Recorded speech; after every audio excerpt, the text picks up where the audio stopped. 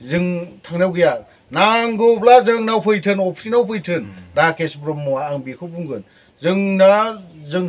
संख्रि बानलुजों देनानै जाग्रा मानसि बिसोर हाई क्वालिटिनाव जों थानो समाया दा बे ओंखाम गोरलै खुंगोनखौ फावथिनाल'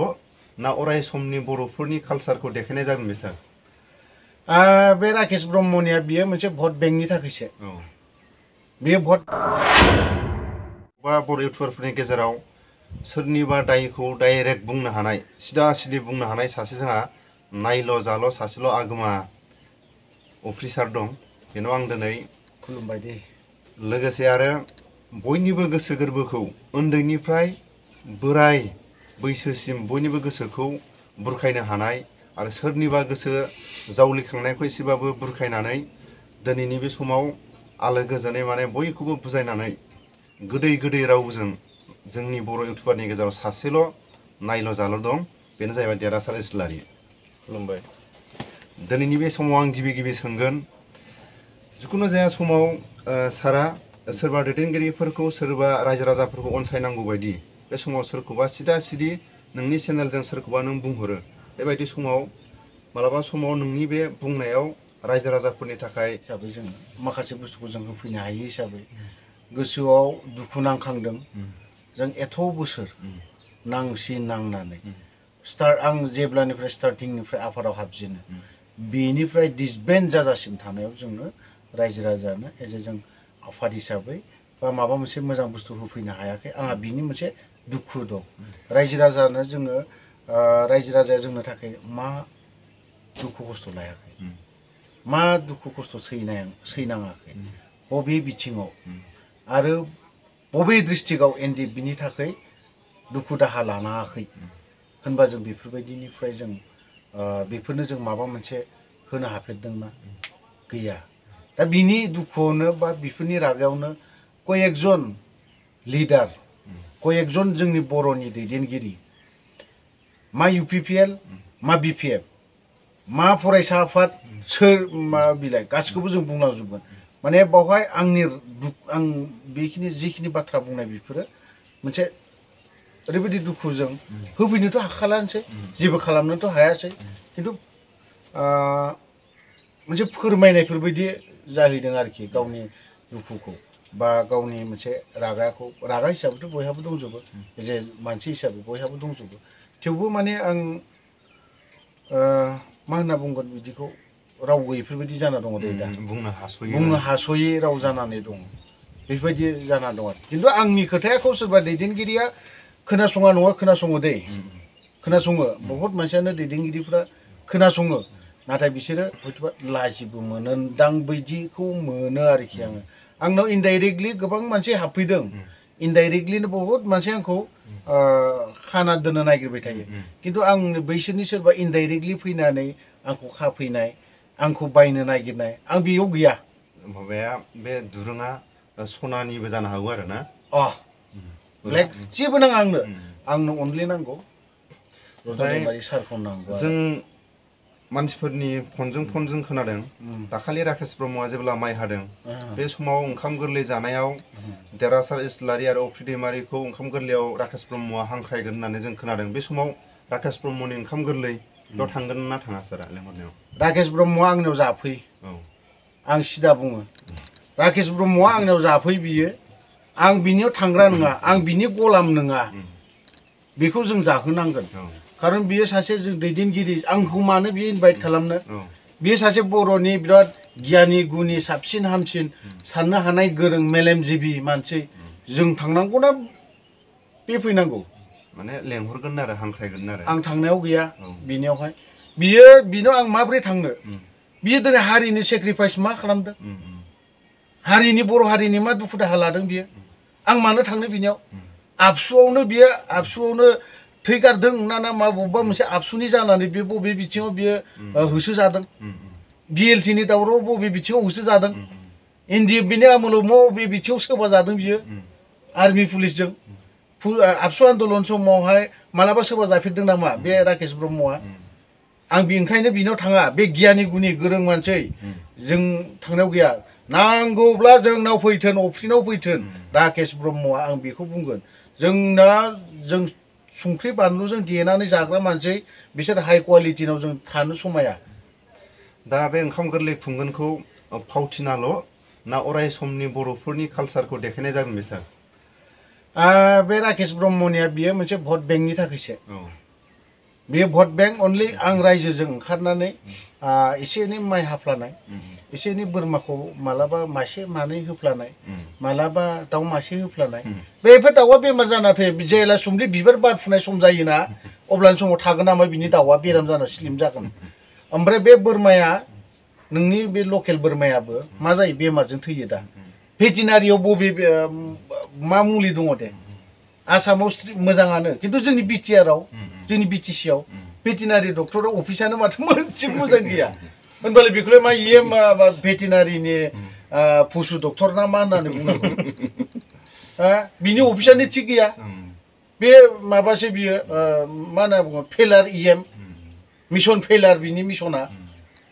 बिदि होननानै बुंगोन दा बेबायदि आंनि सोंनायाव सारा राकेश ब्रह्मनि सायाव माखासे उत्तर होफिननायनि थाखाय रायजो राजाफ्रा मोजां मोनदोंबा माखासे आंनि बे चेनेलाव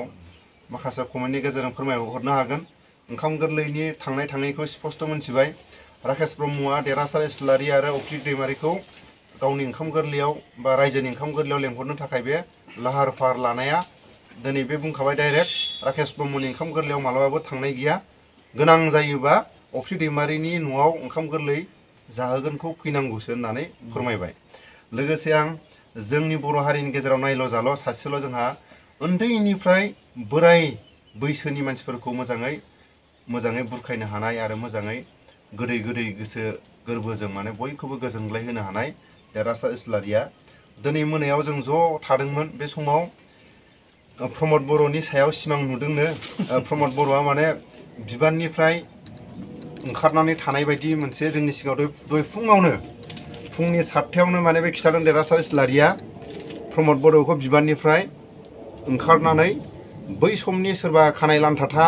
दैदेनगिरियासो आरो बिटिआरखौ सालायफिननायनि बिबानखौ लाफिनसिगोन होननानै जोंनो फोरमायदों आरो दा बे सिमाङा बेसेबां सैथो सार बे फुङावनो बुंनाया सिमाङाथ' नुदों बियो रियेलावनो फैगोन आं बेखौ नुहुरदों आरोखि जेन'बा सोरबा सासेया नेक्स्ट इयारावनो माबा मोनसे जागोन नामा आं बेखौ नुहुरदों आरोखि सोरबा सासेया फैगोन ओमफ्राय बेखौ आं दा बुंबाय ओमफ्राय प्लेनिंफोरा हयथ'बा जानानै दंजोबोबो जानो हागौ अलरेडि जाखाबायबो जानो हागौ माने जोङो दा नोजोर होयोबा नुनो मोनो जोंनियाव नेशनेल पलिटिकेल पार्टि दङ बेनो जाहैबाय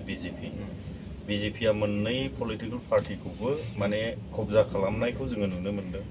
फारसेथिं लान्थाखौबोथ' बोननानै लाखाबाय ओमफ्राय प्रमदाथ' अलरेडि बेजोंहाय एलायन्सआव दंखायो दा बिनि प्लेनिंखौ सालिजारि खालामनानै जुदि जोङो नायोब्ला प्रमदा रायजो सभायाव थांगोन ओमफ्राय सासेखौ बेवहाय चिफ एक्जिकिउटिभ मेम्बाराव दोनगोन नै बेबायदिखौ आं नुहुरदों आरोखि 2023आव बियो 27 जानुवारिसिमावहाय एकर्ड दिनखालिसिमाव जाहैनो हागौ आं बेबायदि नुदों आरोखि दा सारा दा मिनिथावना बे सिमांसो होनदोंमोन नाथाय बे मोगथाङाव सोरबा मेसेज हरनाय बायदिसो रायलायदों दा सिमां नंगौना नङा सारा जोंनि सिमांसो होनदों आरो थांनि बायदिसो खोथा फोरमायबाय आरो लोगोसे दिनैनि बे समाव जों खोनाबाय थायो बेसेबां सैथो एमजि माने बै मिहि बे गावबागाव पार्सनेलनि सायाव जाहैबाय बियो माने मा दोननो बे गावबागावनि सायाव जाहैबाय बेखौथ' आंबो बुंनो हाला जुदि माहि दोनोबा मिहियानोसै आरो खरा दोनोबा खरायानोसै आंथ' बेखौ गरम होननानै बुङो बे आंखौ थान्दा होनना बुंबाबो जाबाय आरो माने आं थान्दा नालाय दा बेबायदि समाव जिखुनु जाया समाव जों माने सिमांनि खोथासो रायलायदोंमोन आरो माखासे जों ससे अफिसारनिफ्राय जेनेबा बै समनि माखासे रायजो राजाफोरनो माखासे सम खोथा होबोनाय बायदि एसे जों खोथा रायलायबाय दा जोङो एसे मिनिथावबो खोथा रायलायदों सोरखौ बेसेबां जों सानफ्रामबो रायबाय थानो नङा होमबा दा दिनैनि समाव जोंनि गेजेराव माने बर' इउटुबारफोरनि गेजेराव सानै माने जोंनि गेजेराव माने गावजों गाव नांलायबाय थायो आं सानो आरो आपकामिं माने फैबाय थानाय समाव बिसोर सानैयाथ' पलिटिकेलाव थांखागोन नालाय सानसेबाबो बिसोरनि स्टाइलखौ नायोब्ला जेन'बा जोंथ' थाङा जों रायजोनि जानानै थाबाय थागोन बा बे समाव सानैखौबो आं अपोजिसनाव दोननो लुबैयो आरो माने बिसिनि पलिटिकेल डायलगा बिराद मोजां जागोन हिट जागोन आरो जेरै जोंना आदै राकेश मोनना हिट खालामना होयो बेबायदि जागोन आरो बिसिनाबो इन्जय नोङो दिनै उमुगावहाय बिदि बुंनानै फैदोलै बेबो सावनानै फैसिगोनलाय आरो बे थांनानै ग्रोब बेखौ सावहैसिगोनलाय बिराद मोजां जागोन आरो बिसिना पलिटिकेल डायलगाव बाट ओरैनो सानैखौबो आं गाज्रि मोना मोजाङानो आंनि नोजोरावथ' ओमफ्राय बिसोरो हयथ'बा इन्टारटेननि थाखायसो नांलायो ना जालायलायबाय थायो मालाबा जाहां जाबाय थायो बिसिनि दावरावआ ओमफ्राय दा बर्थमान जाथ'वाखै आरोखि जोबोद मोजां मोनदों आरो सान्थिबो जादों आरो दा सारनिसिम गोजोननाय थाबाय दा आङो जोबथारनायाव जोंना अख्रि सारनाव फंसे बाथ्रा सोंबावनोसै देरहासार इस्लारिया सम नों गैयाबा बुङो आरो मालाबा सोरखौबा जोफ्लांगारगोनलै बियो बे भिडिअ बानायो खाथियाव थाजाया होनना बुङो आरो माने आथिं आखाइ थांफायो होनना बुंदों आरो बे नंगौना सार बे बाथ्राया नंखाय नङा जाय मानसिया हाथियार दैना फैयो सिदाखा बिफोर आर्मि रिटायारानो जा सोरबा माबा मोनसे रिटायारानो जा जाय मानसिया हाथियार दैनानै फैयो रागाया थाब थाङो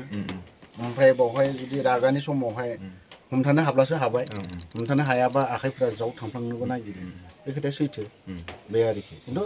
आंबा हमथाना थायो न'नि गथ'फोरखौ माने नों बुगोन गावनिनो फिसा बेखौ होनाखै माने भिडिअ खालायनाय टाइमाव माने आखाइया एक्टिं थांफायो होनदों आरो माने एक्टिंआथ' बे माने बुस्थुआ एक्टिंजों लोगोसे रावबो माखासे फैफायो नालाय दाबो हयथ'बा भिडिअ महायबा लिडारफोरानो एसे रागा जोंथाव खोथा बाथ्रा बुङोना बेफोरखौ नायनानै थानो हायि समाव जुदि भिडिअ खालामफुनायाव जुदि सोरबा गथ'फोर माने रागाया जायो आरो माने खाथियाव नांफ्लांबा थांफागोन आरो माने सोबाफ्लांगोनबो बायदि जायो बे खोथाया थार गुबुननि खेथ्रआव माबायदि आं बेखौ बुंनो रोङा खारन जोंबो हाथियार दैना फैनाय मानसि हाथियार दैग्रा मानसिया मालाबाबो थान्दायाव जानो नागिरा थाबनो ओमफ्राय आंल' नङा आन्डारग्राउन्डफोरनि मानसिफोरल' नङा बे गभर्नमेन्टनिफ्राय जायफ्रा रिटायार लानानै फैनाय बेफोरो मालाबाबो थान्दा जाया थाबनो कन्ट्रलाव फैया खारन बिसोरो सब समाय राब माने मोनसे ओरैबायदि स्ट्रिक्ट रुलाव थानानै फैनाय मानसिना माने बैफोरखौ एसे मालाबा बाहायफ्लांनो नागिरो आरोखि बेबायदि आरोखि दा रायजोफोर खोथाया सैथो नाथाय बे गावनि चेनेलाव फ्राय बाहागा रायजो राजाफ्रा नुयो नाथाय मोगथाङाव बे ओरैबायदि थान्दा ओरैबायदि फ्रि नाथाय बे गावनि चेनेलाव सोरखौबा रायनाय सोरखौबा बे एक्टिं देखायनाया नोंसोरो माने मानसिखौल' लोगो मोनोबा मोगा मोगि माने ओरैबायदि फ्रि ओरैबायदि सिनि माने जेरै बुंदों भिडिअआव बेबायदि बेहा नङा नाथाय दैदेनगिरिफोरखौ बे रायजो राजाफोरनि खोथा लानानै बियो बुंनो गोनां जायो रायजो राजाफ्रा खाथियाव लोगो मोनोबा बे ओरैबायदि माने फ्रि मानसि ओमफ्राय लोगोसे नैबेखौ आं एसे दहाय जकिं बुंदों देरहासार इस्लारियाबो ओरैबायदि मालाबाबो रावखौबो बे फन बुग्रा बेनाव माने कालसारनि माखासे सिख्लाफ्रासो बेनाव फनखौ हरगोरो उफाय गैया बे माने रिसिभ खालामनो गोनां जायो दा जोंनि सावरायलायनायाव माखासे गोरोन्थिफोर जादोंबा जों गासिबो साथामनि आं माखासे जों सावरायलायनायाव गोरोन्थिफोर जादोंबा